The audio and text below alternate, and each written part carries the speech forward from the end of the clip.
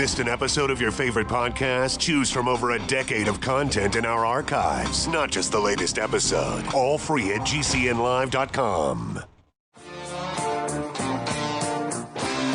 This is your call to action. Get prepared, America. Economy, survival, energy, disasters. This is USAPrepares.com.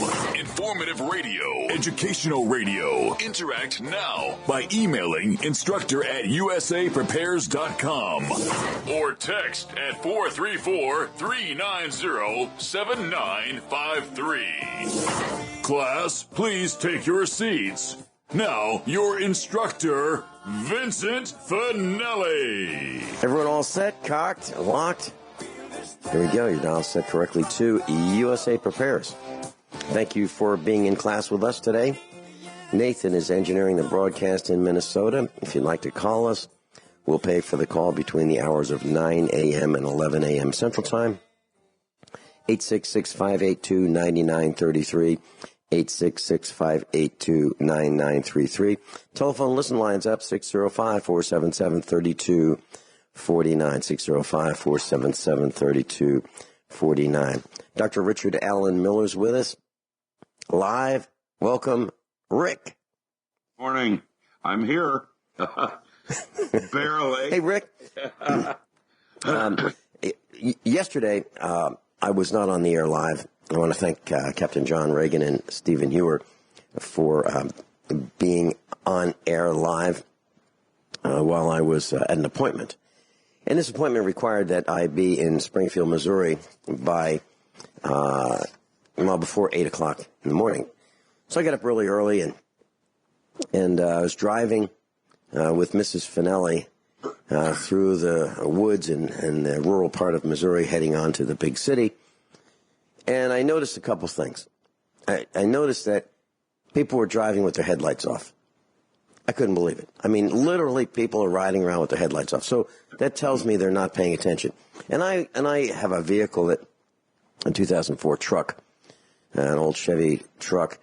And, I start that darn thing, and while I'm cranking it, the headlights come on. And it annoys me because I don't need the battery to be diverted to the headlights and the taillights and all the other lights. While I'm cranking the engine over, I want the battery diverted, exclusively for starting the engine, and then I can turn the lights on all by myself. So I used to get annoyed, and I still do, that General Motors thinks I'm so dumb as I can't remember to turn my lights on or off, so they turn them on and off for me, okay? Whenever I have the key in the ignition and the engine's running, the lights are on. Well, now I kind of understand it, because people are driving around with their headlights off in the dark, which I just don't get it. I guess they figure the city lights are bright enough so they don't need to use their headlights to see where they're going. But it's hard to see them when you're in another car and they're approaching you and they have their headlights off. I just wanted to make that point. And also, I've noticed that I thought people were out of control before. Well, during the rush hour, getting into work yesterday morning, people were doing just the most bizarre things. Like on a 3-lane highway, all going the same direction.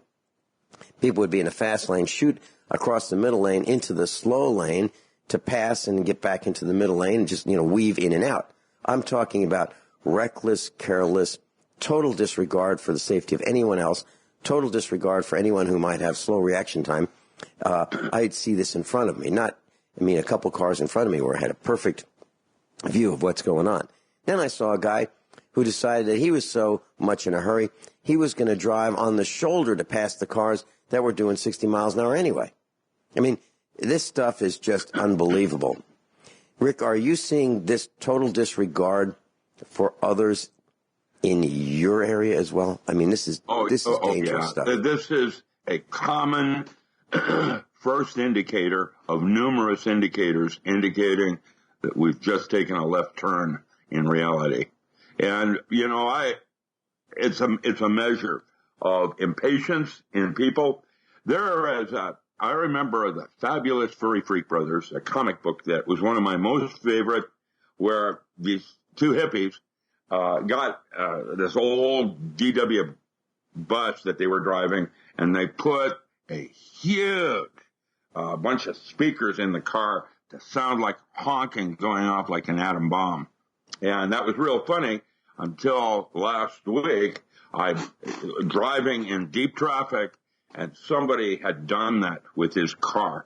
And it was interesting because I noted on the local areas, the number of people were talking about this asshole with the way he was behaving with a larger, a lower member than anybody else, because he could honk, and it would scare the crap out of me. I mean, I'm right next to him. He's in the other lane. He wants over. I can't see him because he's behind me, and he's got his turn signal on, and so he started hitting his horn.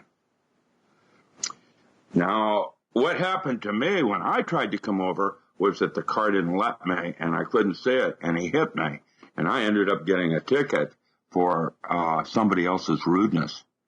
And it was an accident that could have been avoidable. I have been watching a TV series called Blue Bloods, and the evenness of the distinction between justice and law.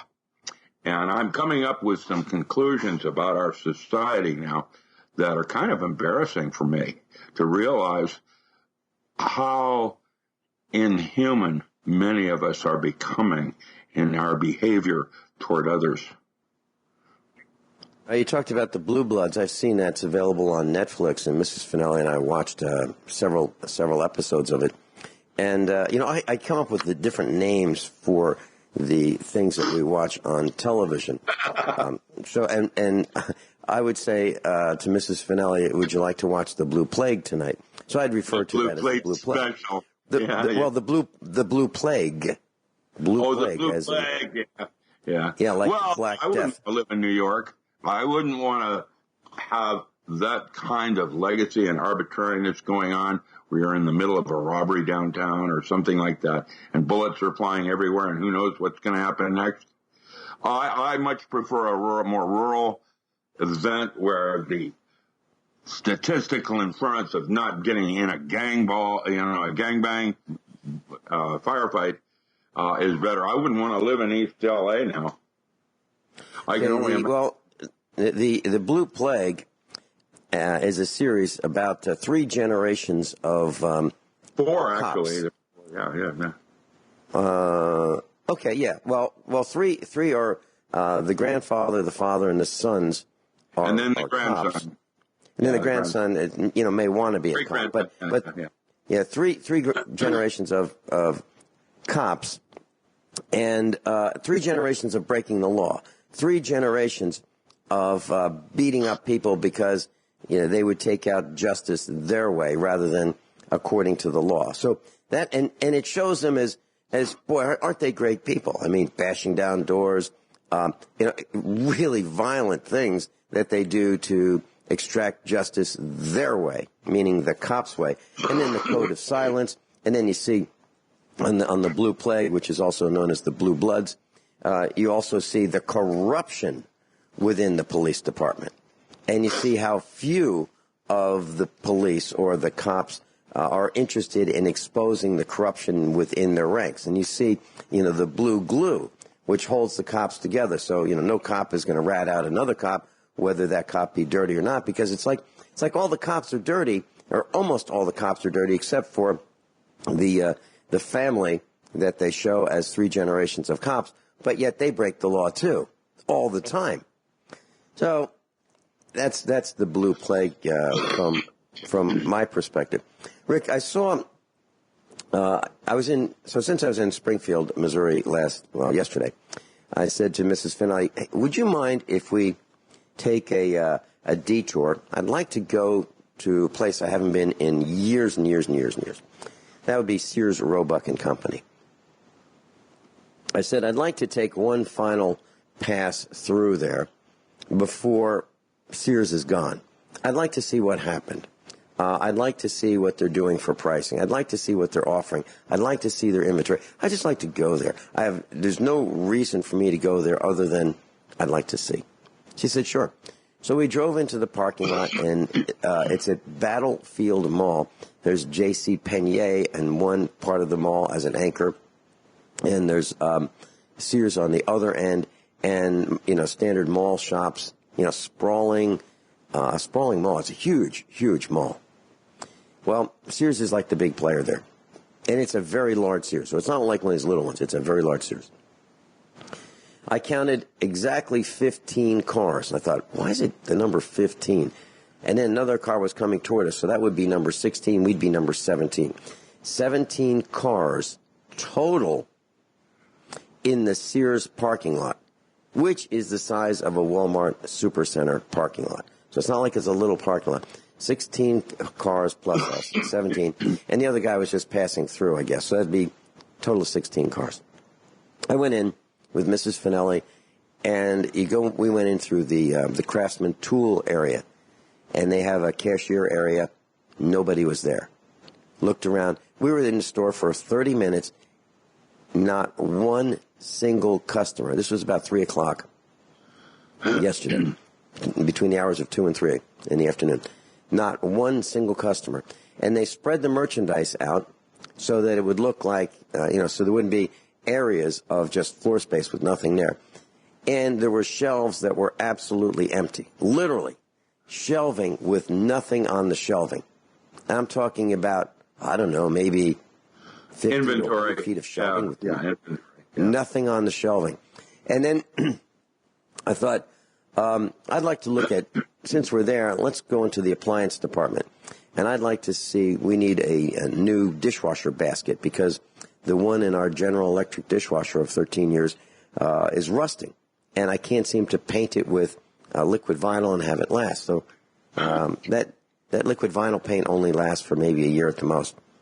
So I wanted to see what they had in appliances, and I wanted to look at all the dishwasher racks to see if they got any better. Well, they're thinner. Whether it be an LG Gold Star, whether it be a Kenmore, whether it be a GE or a Whirlpool or a Bosch, all of the racks are thinner, and all of the racks do not hold dishes the way we want them to be held. Our dishes are probably 40 years old. They're from England, and they used to go to the supermarket, and if you in the 70s, if you bought $5 worth of groceries, you could get a free plate. Blue Willow was the design, and it's really quality. But I think they were seconds. They had some little tiny imperfections, but you could get them very inexpensively, and they've lasted all these years. But they're thicker than the new thin type plates that you can get today, like Corelware. And our plates, I don't think, are going to fit in the new dishwasher. So that's a problem. Dr. Richard Allen Miller's with us. And if you'd like to go to the website, richardallenmiller.com, richardalanmiller.com. I'm telling you a story about yesterday and going through Sears. And so this is a Sears that is not slated for closing at this very moment. So it's got, it's on life support, of course. It's going down, but this one may be one of the last few to close. In my mind, Sears is done. But for many, many reasons. So I was looking at the appliances with Mrs. Finelli, and the guy came over and said, obviously he was the appliance salesperson. There are two of these guys talking with each other. So Mrs. Finelli and I and maybe some guys in the back warehouse part were the only people who were there. And he asked again if he could help me, and I told him that I was just taking one final look. And I didn't say any more. And I figured he might say to me, what do you mean by you're just taking one final look? And then I would have said, well, I used to work at Sears back when I was in the 1970s, and I just wanted to see what it was like before you guys shut your doors. But he never said, what do you mean? And I said, these appliances, the dishwashers are not the same. The baskets are different. He said, yeah, and they don't last as long. So here we have the salesperson from Sears admitting that the appliances that they're selling are substandard to what we thought they should be. Because if I bought an appliance and it only lasted 5 years, I would be livid. Because, well, for me, I can install a dishwasher by myself. Okay? A built-in one, no problem. I can do the plumbing, I can do the wiring, I can do all that. But if you have to have somebody do that, and you live in a place where it's on the second floor of your house, and you need, a guy or two to carry it up the stairs and then a plumber to install it, and you're looking at, I don't know, $250 extra, and it lasts 5 years. I mean, smoke would be coming out of my ears, and I would be furious and livid. So who would buy from Sears? Nobody I can think of. Any comments, Rick Miller? I remember when I was a little boy, and Sears and Roebuck was down on Spokane Street. It was a 4-story building, one of the taller buildings in Seattle. And Sears and Roebuck started in Seattle, and they always had these great big thick catalogs that you always spent 2 or 3 months wish listing what you wanted for Christmas. That stopped in the 70s when there was a change in the concept of marketing. And now you have the local department stores, you have the regional ones, and you have the national ones, and then you have international. And Walmart is the international one. None of the money, the only money that remains in your community when you buy from Walmart is the wage of somebody that's working there from a local place. That's the only money that remains in your community. That means that concept is siphoning away the blood that makes a community thrive. And that's a metaphor. And the original Sears and Roebuck used to have cheapest and Best Buy. Today, Best Buy no longer exists. It's all cheapest. It used to be there were 3 places that would make toys, let's say, that were cheap. And now there are 20. And they all compete with each other and where they're marketed, whether it be, but it's all, literally all of it is from China. Do you remember Sears Automotive, where you could go in to get tires, batteries, get your wheels balanced? That was like we have Les Schwab now that does the tire like that. Les Schwab, but originally, before Les Schwab, it was Sears and Roebuck. And that was where you got everything. That was that was a one-stop store except for groceries. And that's where I wanted to go yesterday to see the Sears Automotive, where I used to work, not in the one in Springfield, Missouri, but a different one on the East Coast. I wanted to see, how it changed. And so I drove to where it said Sears Automotive on the side of the building, and there was this wall there, and I could have sworn there were garage doors there that would open up, but no, there weren't any garage doors. And I rode around the back of the building. I'm looking, it's not there. So I think they converted that to like sales space or warehouse space or something like that. There's no more Sears, no more Sears Automotive in that store. And the Craftsman wrenches I was looking at, stamped, made in China, right on the wrenches. Sears is done. No reason to go to Sears anymore, class. Mark in Illinois is calling in. We'll be right with you, Mark, when we come back. So the question is, why is Finelli talking about Sears, Roebuck and Company? Yes, he has a love for the store Sears, Roebuck and Company because they gave him his first real job during the high school days, where they trusted me. They literally trusted me to go and fix cars. I had my own bay, when I was there, bay number 19 or whatever it was, bay number 17. I'd go there in the Sears uniform and I'd put the car up on the lift and I'd replace the exhaust system or whatever I was working on. They gave me the tools. They trusted me to represent them and do the right thing. And if I messed up, Sears was on the hook for it. And it was a wonderful experience. So I'm angry that Sears has failed under terrible leadership, internal terrible leadership. But is that why I'm talking about it? No. I don't think it's terrible leadership. I think it's a sign of the times, and things are changing. And China, there's a war going on. Literally, we used to talk about it as the gross national product. And my big deal 30 years ago was to export agriculture to balance the trade deficit. And right now, because of this trade deficit, China owns 50% of Grants Pass, Oregon. And I'm not talking about Harbor Freight and Walmart. I'm talking about land and timber. And really, what's happening now is that the war has extended into taking over parts of America. And this is the distinction that we're seeing between globalism and nationalism. The Republicans and the Democrats are no longer Democratic and Republic. It's something else. And what's happening is things like California, Moonbase. You took the words right out of my mouth. What I was going to say, Rick, is that this is way bigger than just Sears. This is an example. This is way, way bigger. It's an end of one era and the beginning of another. And the globalism of a new world order and the ability of the United Nations on Article 21, Agenda 21, whatever they call that document that Obama did, they're going to have a trial. There will be people going to prison. Right now, the Clinton Foundation has already been discovered in The Hague for money laundering. The United States got hijacked. We had criminals that came in and took over the country. And it happened without anybody noticing it. And now there's hell to pay. And when I say that, we're in the middle of a war where I live next to California, and I can tell you that everybody's afraid down in California that they're going to give it to China.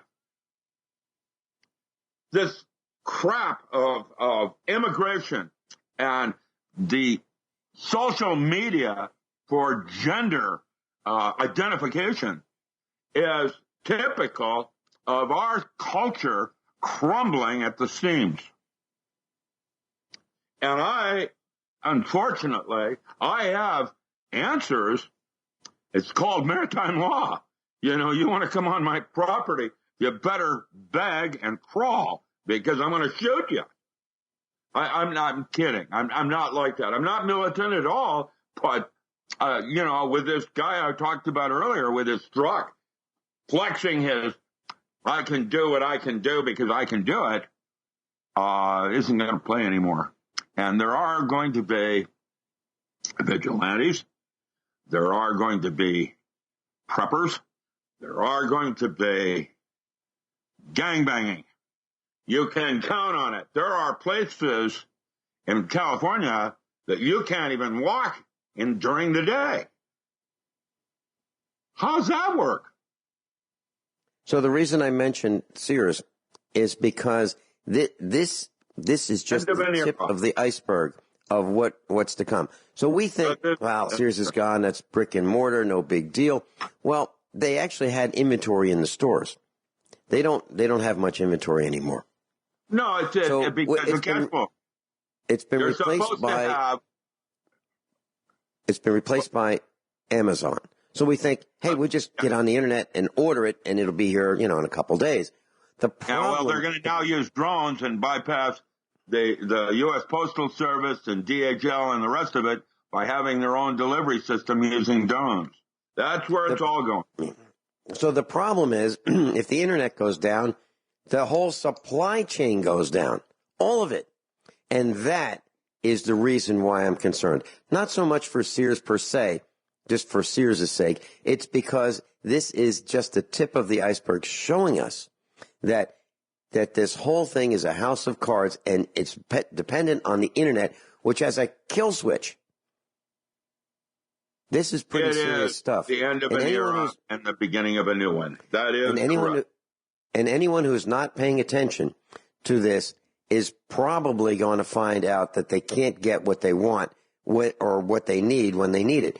So my advice to all of you is get what you need right now. Don't wait any longer. If you have the money for it and it's a good value, get it now.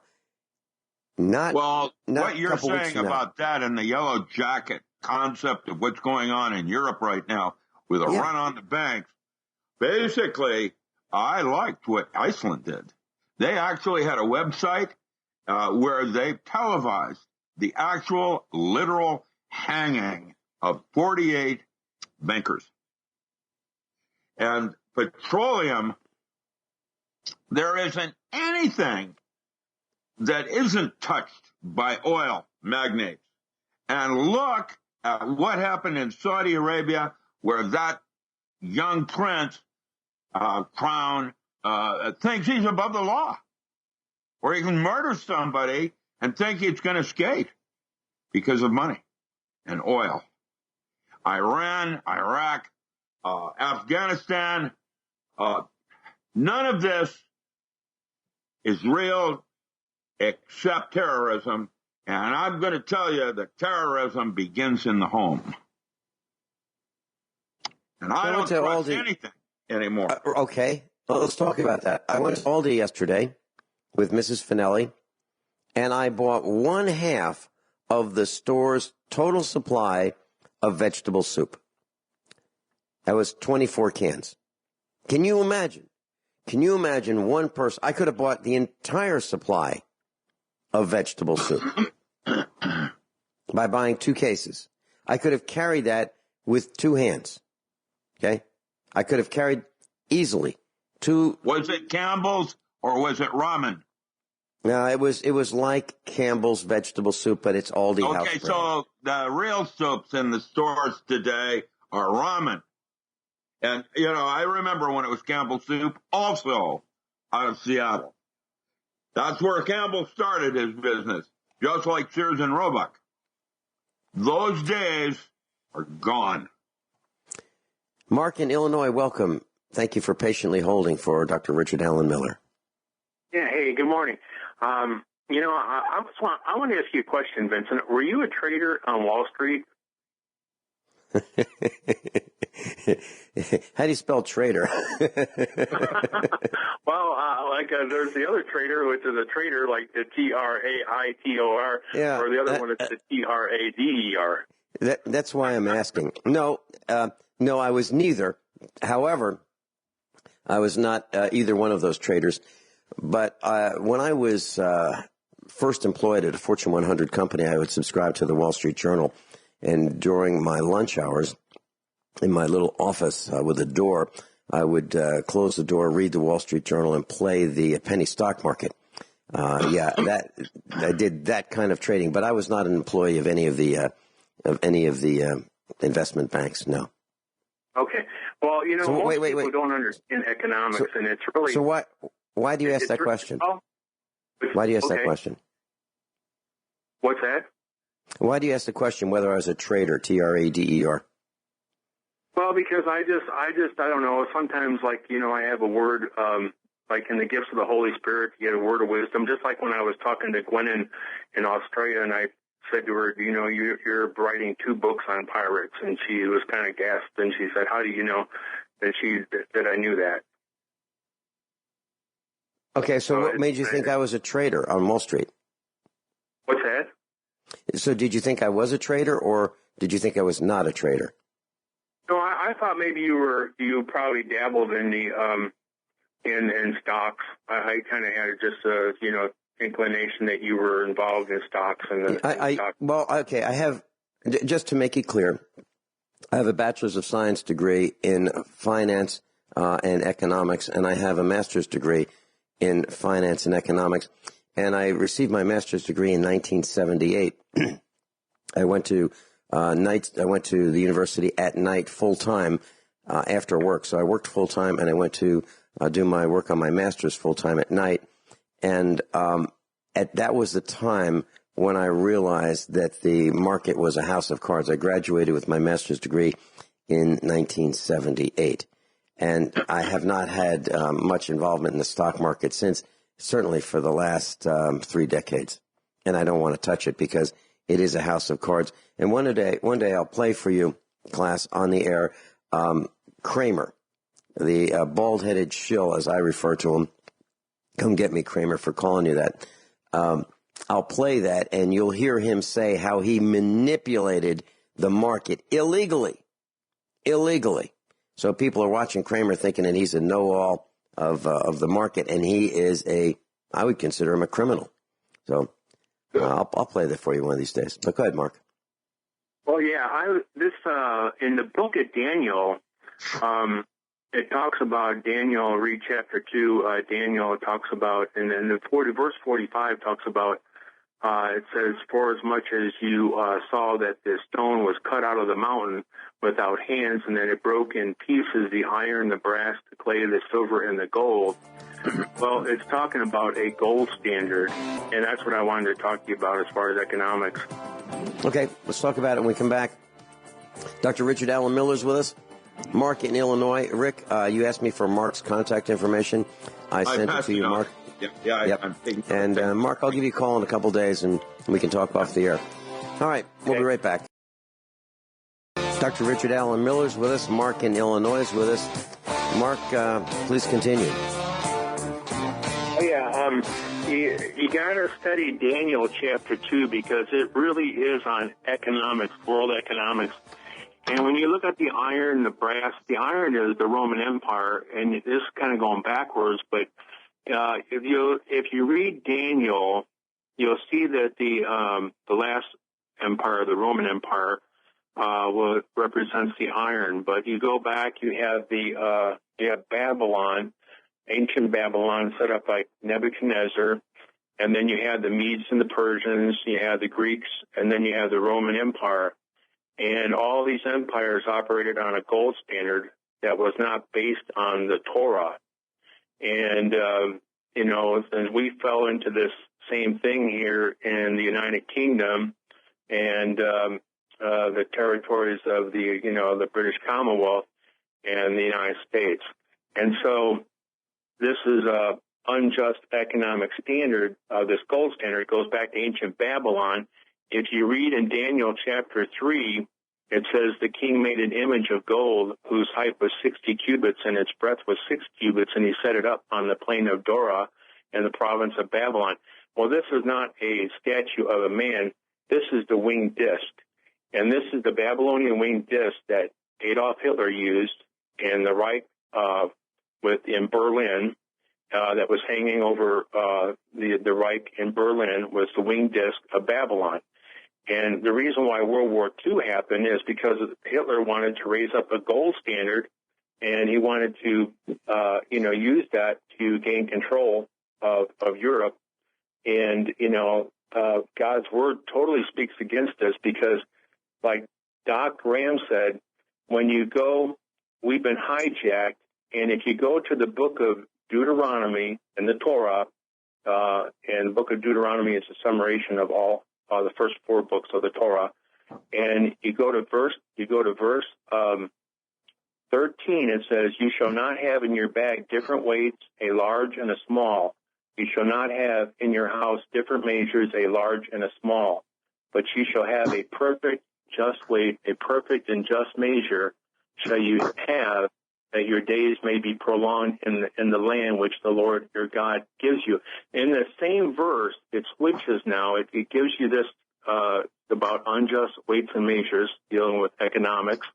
And then it goes, and then it has this strange slip in here where it automatically starts talking about, remember all that Amalek did to you, by the way, when you came forth out of Egypt.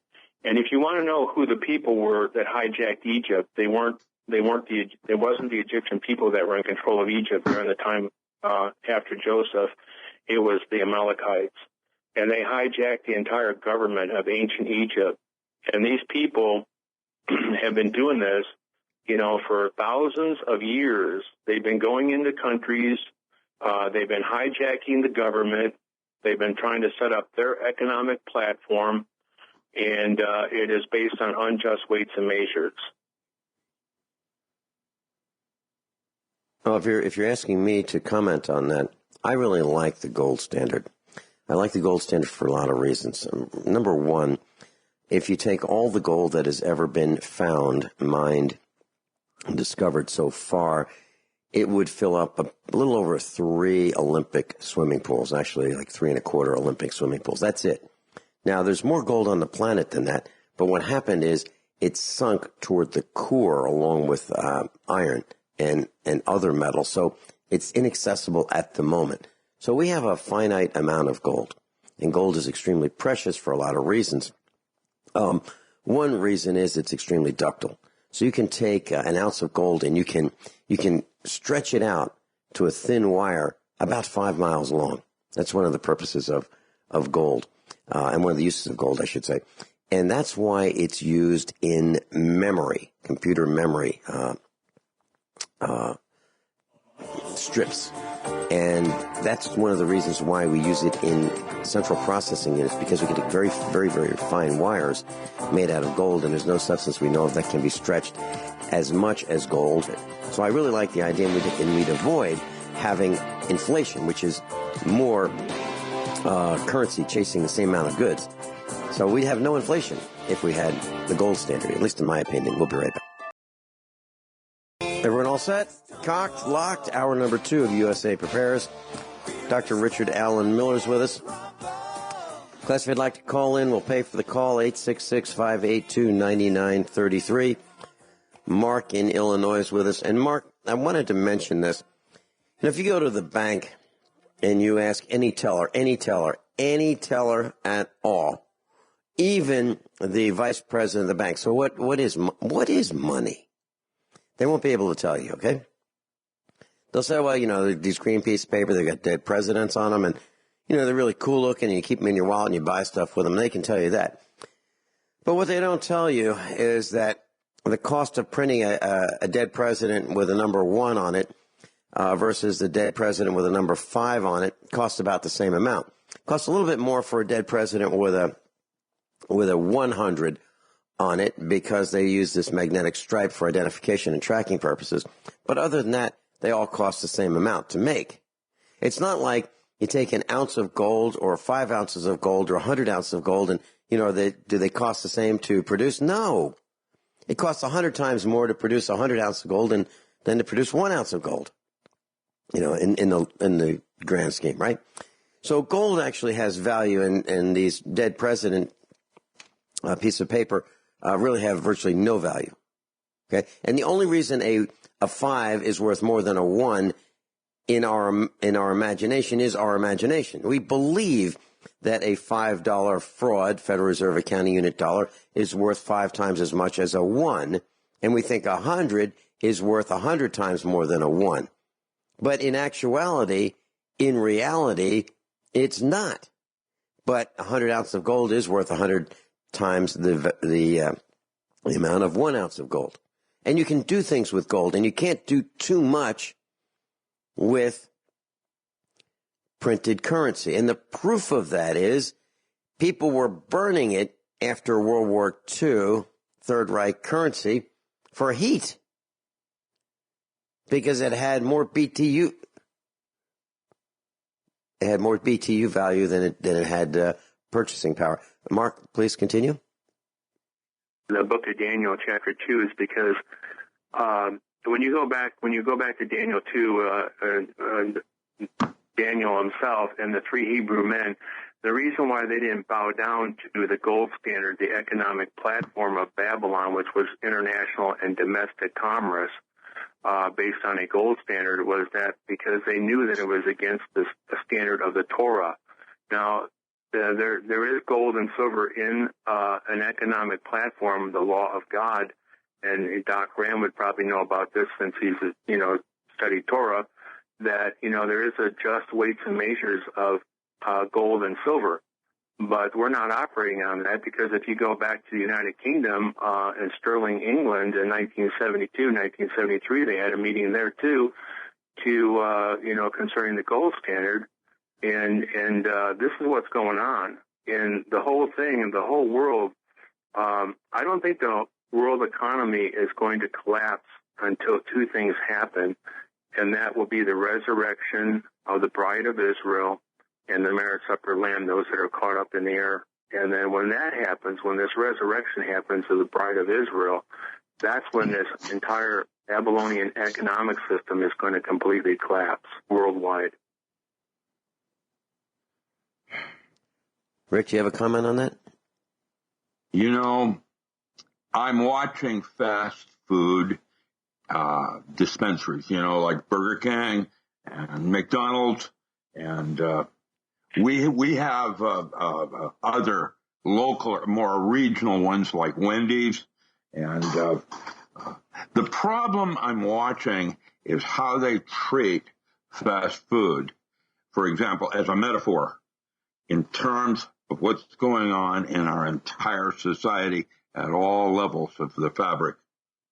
And I see a $5, not $5, $5 meal, with Dairy Queen, whatever. And I remember when there was an Arctic Circle. We don't have 2 or 3 competitive groupings anymore. It's in certain categories. And Subway is an example, just like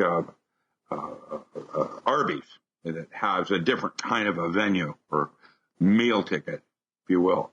And the value that you get with Taco Bell and Taco Time, as a metaphor of what's going on in our society. Fast food isn't fast anymore. Fast food is not cheap anymore. Fast food is not healthy anymore. Why do we have fast food? Because it's convenient? Convenience. That's where the issues lie, is in our ability to get up off a couch and stand for a moment. How many people are finding it hard to get out of the chair in front of your computer? It's a metaphor. I am seeing lifestyle changes across the board in everything. And I think we've been invaded. I'm not kidding. None of it makes sense. And there's people that I don't know who they are, Soros, that starts this big movement from Honduras to assault our borders. How dare them? It's not a right. It's a privilege. And I'm watching how everybody looks at this whole thing, and I have a serious concern that it's not human. Now, your religion's like, well, you make the devil, and he's battling God, and that's what it is. It's the devil and demons. Well, aliens, yeah, whatever, black goo, whatever. There's something else going on here. And 2 weeks ago, I posted, we've been invaded by an alien that nobody's talking about, AI. And I have met, this was the creepiest experience of my life when I got a telephone call, and it was an AI that had gone rogue. It did not have a handler talking to me. I don't know what it means. I know that I'm an asset or some kind because I have handlers. And I'm having weird things happening around me. You have no idea what it's like to be me. And trying to say the good word and keep everybody sane. These trucks with kids, millennials that have no respect for age, that would treat life so casually as to remind me of southern Mexico, Bandito.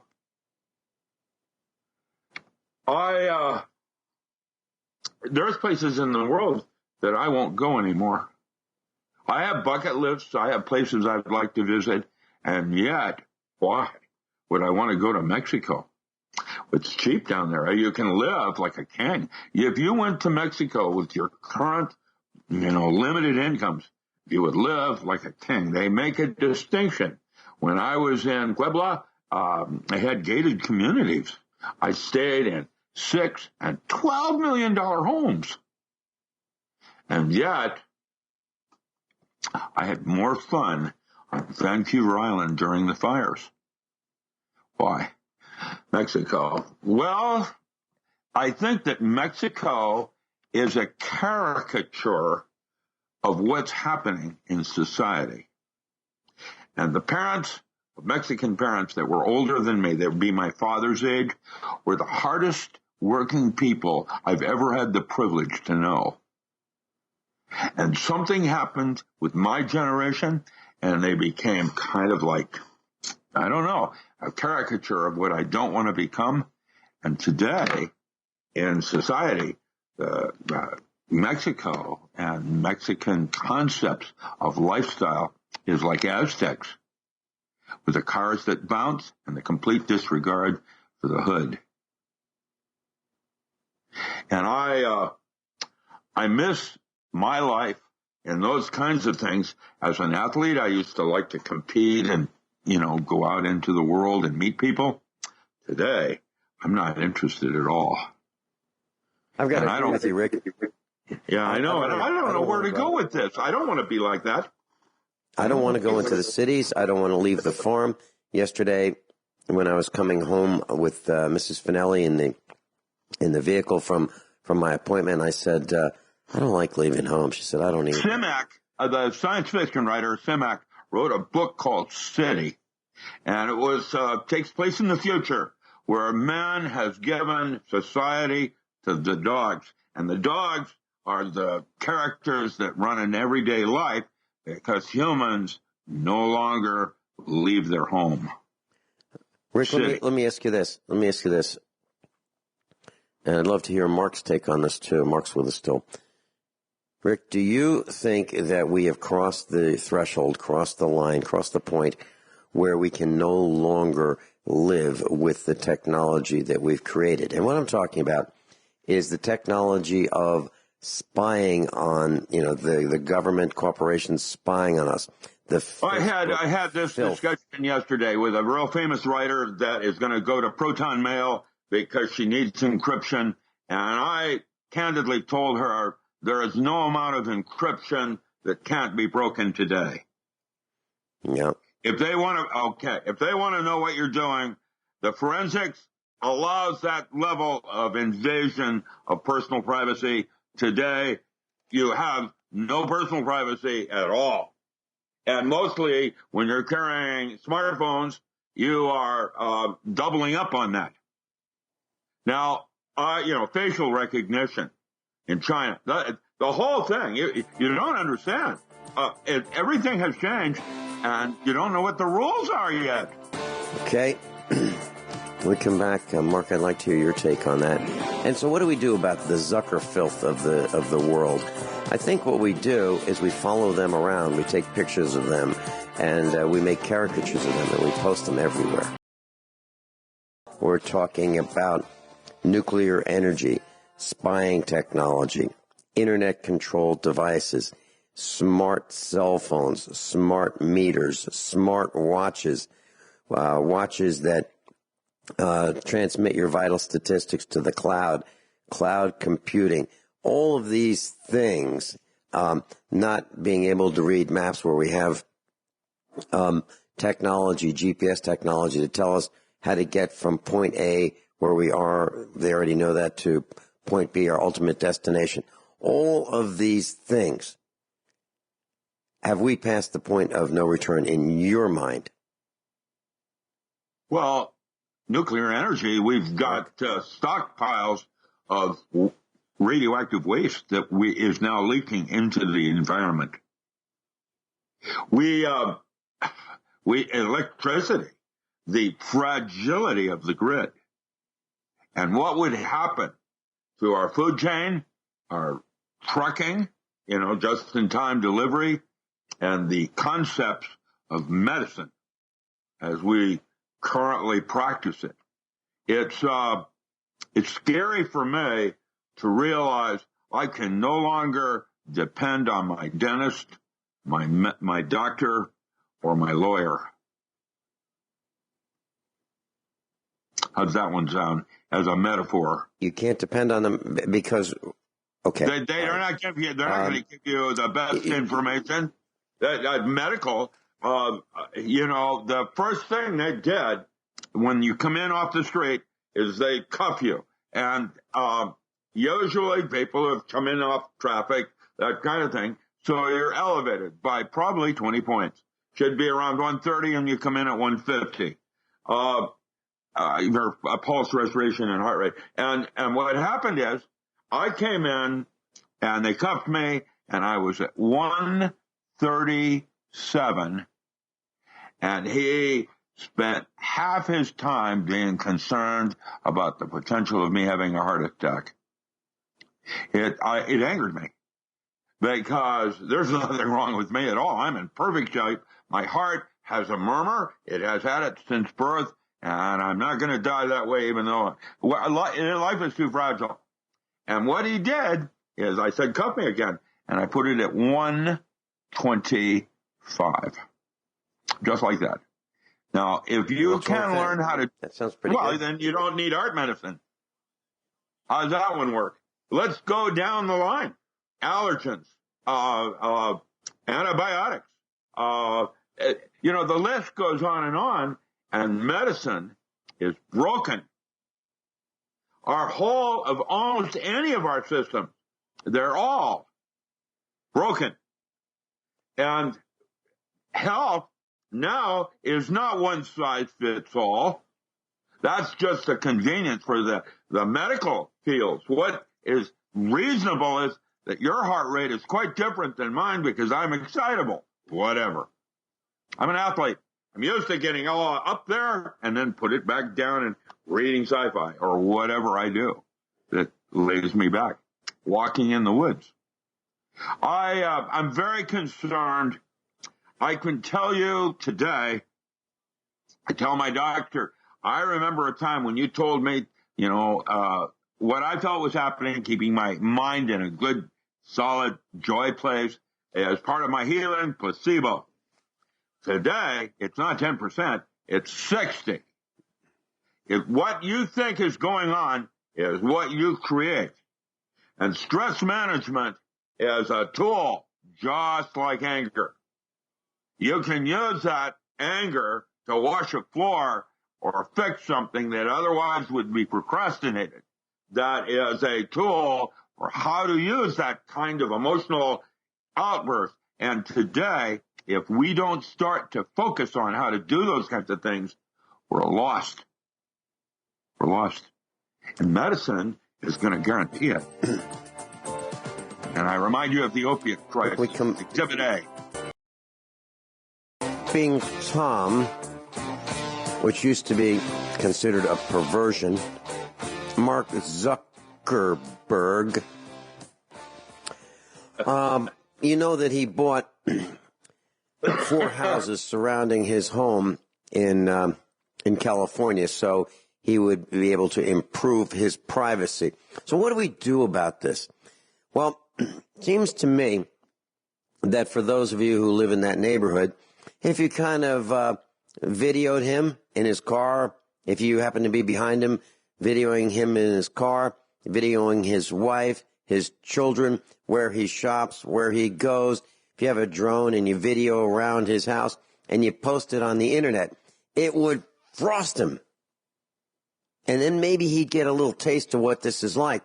And after maybe a couple decades of doing this, maybe he would back off. But that's what has to be done.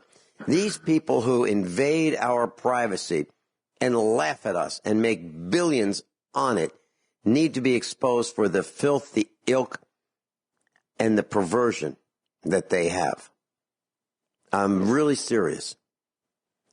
I'm not advocating breaking the law, but if you can, expose some of his comings and goings, the way he does to you, that'd be kind of a neat thing.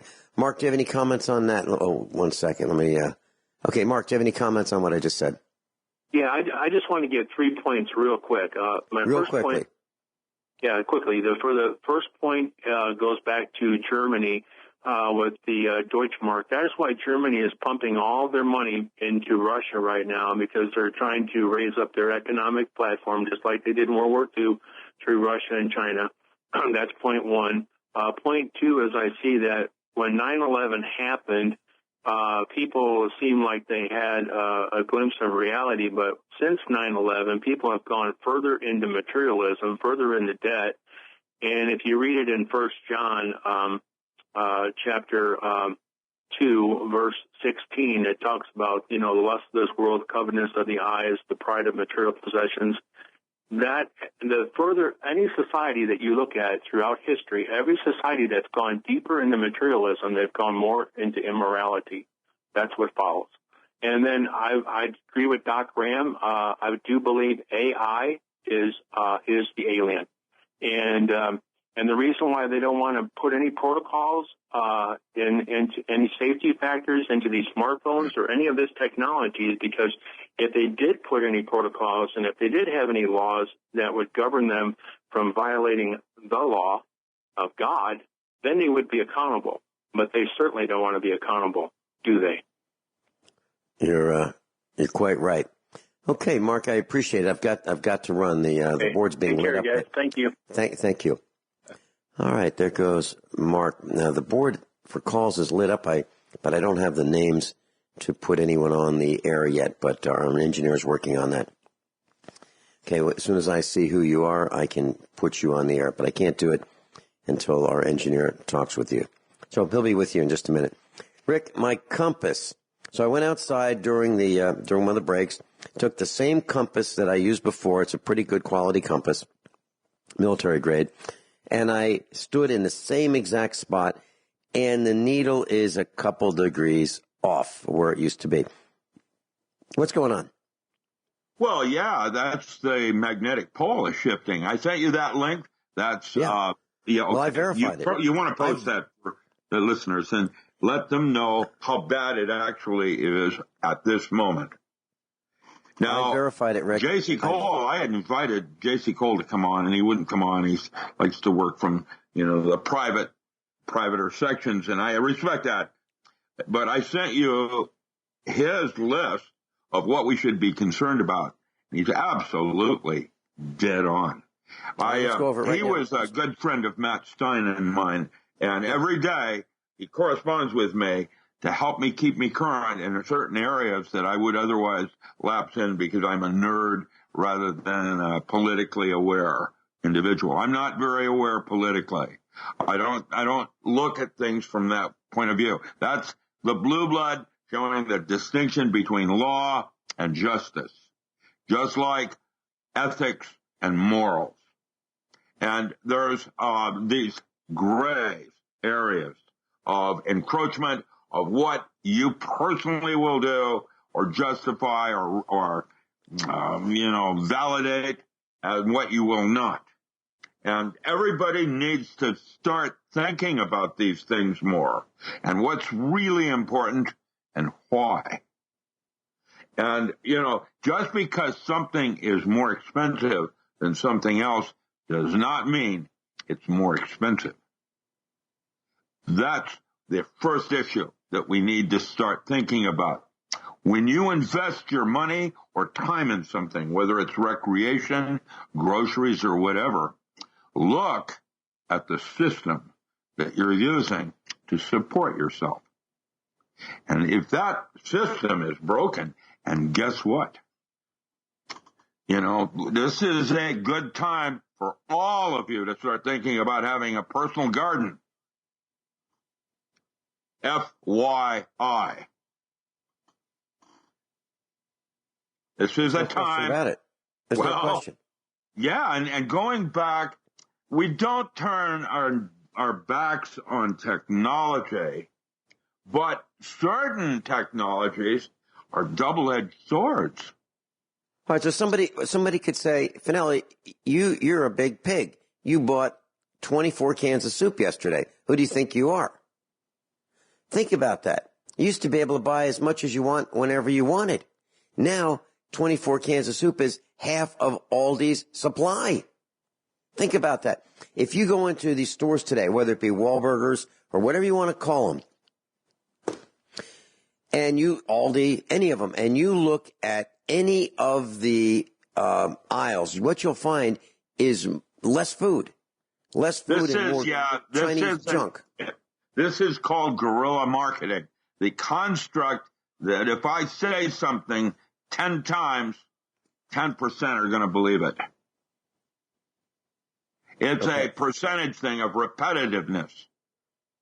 And, that's called guerrilla marketing, where you drop your ad out 9 times because somebody is going to buy. So some moron's going to think that 75 grand for a half-ton pickup truck is a good deal because they need to have warm butts, warm seat warmers and cameras. And how about the dealership where you have your Toyota and you look at how many trucks are in that lot? There's no way anyone in your community is going to buy that many trucks. Why does he have that many trucks? What happens to the other trucks that are not sold? Where did they go? They go to airports and they hold down the runways of abandoned airports. There's so many vehicles that we don't know what to do with them, and yet they keep making more. You don't need. And look at what supports that industry is the oil business and Saudi Arabia. Now, technology has many, many, many faces. Before there was petroleum, there was alcohol. And Ford Motor Company ran everything off alcohol, not petroleum. And there were electric cars in 1906. Joey in Michigan, welcome. Hey, Rick. Hey, Vince. Hey. Our engineer, he must got a new magazine, seeing he had me on hold for 20 minutes. So, I saw, Joey, I saw you. I saw, well, I have a call screen, and I can see the calls coming in. But what happens is our engineer will say, hi, this is USA Prepares. May I have your name and number and, name and state you're calling from. And I saw that someone was on hold, but I didn't know who. And I was just on the verge of taking a call blind, and I've never done that before. The protocol is I wait until I know who's calling, because sometimes callers call and they say, you know what, the listen line's down. I just want to call in on the call-in line and let me just listen that way. So I didn't know who it was, and I didn't want to surprise whoever the caller was, but I was going to do it anyway today, and it happens to be you. Joey, thank you for holding so long. I'm sorry you did that. Rick, question about frequency energy healing, like something with a Tesla coil or Lavotsky. He had a machine with a coil. How does that work? It doesn't. It's how you think it works that is what's doing it. That's why I'm saying placebo is now 60%. The physics of how something works or not seems, from my recent experiences, to be arbitrary. Well, that's why it all works. Sound, right now, I'm going to do a radio thing in Winnipeg I hope Norm Shealy joins. This woman is helping people with Alzheimer's, and rather than medication, what they're now finding is music and body movement, dance, will bring someone out of Alzheimer's back into true as a type of medication. And sound has always had, this is Pythagoras that came up with the concept of sound and chords. And there's, where there's octaves. And this idea is old technology from the Bible, the Sefer Yetzirah, Book of Formation, relating sound to words so that you would pronounce the name of God correctly. And the idea of these frequencies. Now, this is called sona, using sound and resonant interference patterns on a bowl, like when you chant across the bowl and it sets up a resonance where the water starts to take on a geometric form called sacred geometry. Sound has different things in the way it's piped into your body. And piping is a good word to use because that's what it is. It's resonances. And what you're doing, if you do the right chord correctly, the lost one, now you can make body changes just by sound, using sound, including health. Joey, please stay with us and continue your thoughts when we come back on the other side.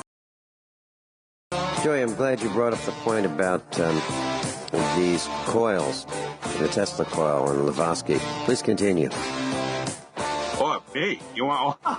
Okay, well, every organ in your body has a